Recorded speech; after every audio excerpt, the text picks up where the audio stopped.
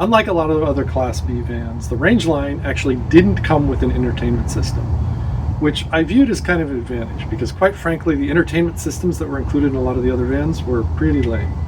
Very small TVs, kind of limited set, and I wanted to put my own system in that would work for my setup.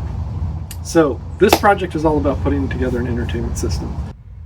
This is part 3 of the video series of the entertainment system. This is the actual meat. Part 1 and part 2 we're just kind of building up so that I can install it. Part 3 I'm actually going to talk about the entertainment system I chose, why I chose it, get it installed, and you'll get to see how it works. The Rangeline comes with a mounting system here, and this was initially what I was considering for use for the entertainment system. Basically you can mount a TV bracket arm here, mount a TV to it, and I was looking for a bracket that would even kind of swing away so the TV would stow against the wall here. Unfortunately, that limits the options quite a bit. What it basically means is the TV is only going to be viewable here or possibly over here, and that's it. That would be the only places that you could view the TV options. It does come with a plug built in right here, so that's nice. So we could run the power for it. But the overall size would also be limited to something in the 24-inch range, which is not great. And there would be a fair bit of weight. This is the projector that I eventually settled on. What I was looking for in a projector was something that was small and light, that would fit in the van.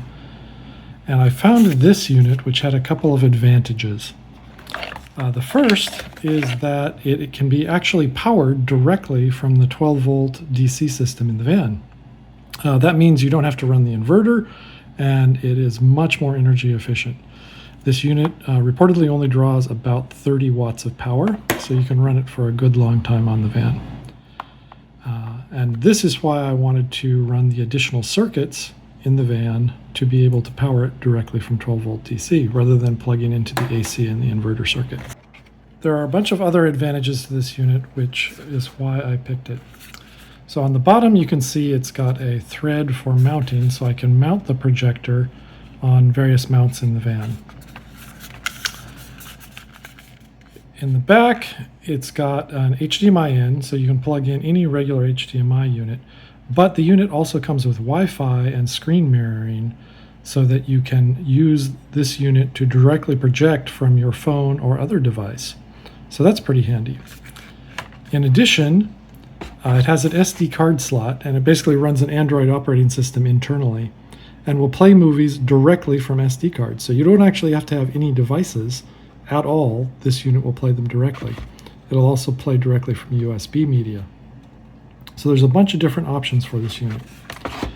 The projector itself is an HD projector, so 1080p, so that's decent resolution, and it's got a decent throw. We've got limited throw distance across the van. There's only about 4 feet available in any place that I could theoretically mount a screen. And at that throw distance, this projector will project something on the order of between 32 and 40 inches across. So you get a good large screen size. It's fairly bright, and the fan noise on it is fairly low. It comes with a built-in speaker, so you don't need anything else to start playing movies. This unit is really all you need. But if you want something a little better than the built-in speaker here, it will actually broadcast on Bluetooth, which works great with the JBL unit that came with the Rangeline. So you can connect this via Bluetooth to this JBL unit and get a lot louder volume than you would from the speaker built in by itself. It also comes with a tripod, which you can use to play the projector externally if you want to, and a remote control. One of the things I don't like about this unit is the controls on the unit itself are just a touchscreen, and they are really twitchy. But with the remote control, you never actually have to use that, so it's really not a problem. To store the unit, I picked up a small storage case. There's lots of cases like this available on Amazon, or pick your favorite retailer. And they're convenient for storing both the unit itself, the power supply, any USB or SD card media that you want to have with it. Close them up, and it'll keep it out of the way in one of the van shelves. Here are the other pieces that I'm going to need for my setup. So the first is this piece right here. You can get these from a lot of different places, camera stores. It's basically just a ball head mount with a 1/4-inch screw thread. And that screws on right here on the bottom of the projector unit and mounts like that. And that'll allow you to adjust the angle, etc. This kit also comes with a clamp that it screws into. So you could actually use this to clamp it to a bunch of different places. I've chosen to actually put physical mounts in the van, but having this clamp gives me a lot of flexibility. I could actually put it in other locations too if I wanted to. And then the final piece here is the projector screen itself. So I got a projector screen. This particular model will actually sit flat on the table like this, but I can also use it to mount it to the roof. What I got is the suction cups. The Rangeline has a nice smooth aluminum roof, which these suction cups will stick to very well. And I mounted some eyelets in here so you can just clip the suction cups on the end and now mount your projector to the roof and pull it down. Here's how we're going to mount one of the projector attachments. Got this little brass 1/4-inch threaded flange. What I'm going to do is just drill and inset it into the center of the cabinet here. Hopefully it won't sacrifice too much structural integrity. That way it'll be completely invisible when the cabinet closes, and you can just open it and screw in the mount. Here's the flange I've drilled into the center, and now I just need to remove a little bit of the surface to inset it. I'll use a Dremel tool for that. All right, I've used the Dremel tool to remove a lot of material there, and now this little brass flange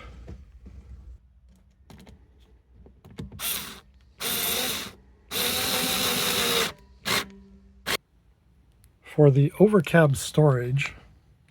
I'm going to mount my projector mount right here.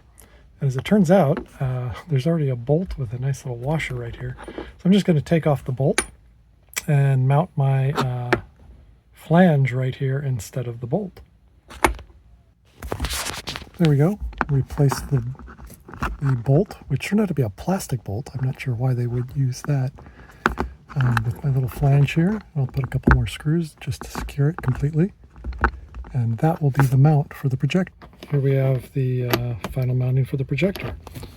You can see I've just bolted the flange down, screwed in the ball joint adapter. So basically it'll stow away like this. You'll never know it's there. When you want to put up the projector, you just pop it up like this and lock it in place with the little screw thread right here.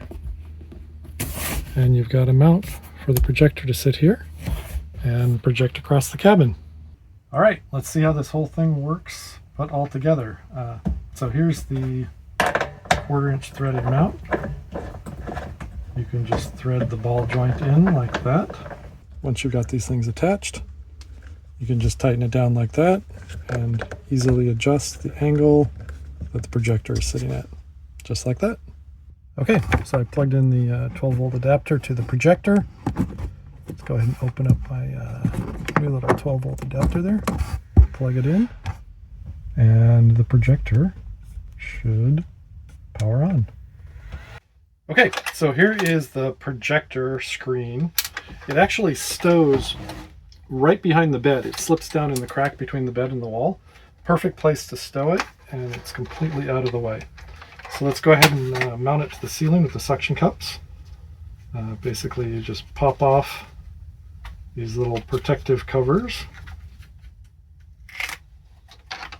The suction cups themselves are kind of sticky, and I suspect they will be fairly difficult to keep clean.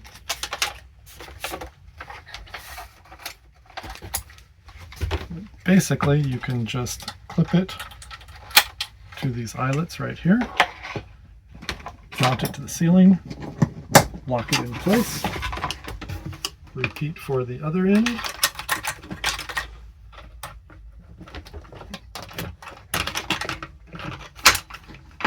And we should be good to go.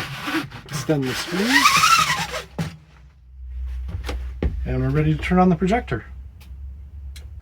Okay, and for the content, what I've got is a bunch of little micro SD cards. Unfortunately, this unit only takes up to a 64 gig SD card. So I just got a bunch of little SD cards kind of organized by genre. You pop in the little SD card and grab the remote control, and we should be able to go browse and start playing a movie.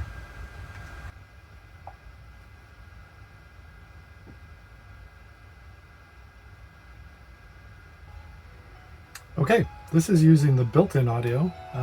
Let's go ahead and connect it to our Bluetooth speaker, see if we can get a little louder audio. So I paired this to the JBL speaker that the Rangeline comes with, and now we've got a lot louder audio.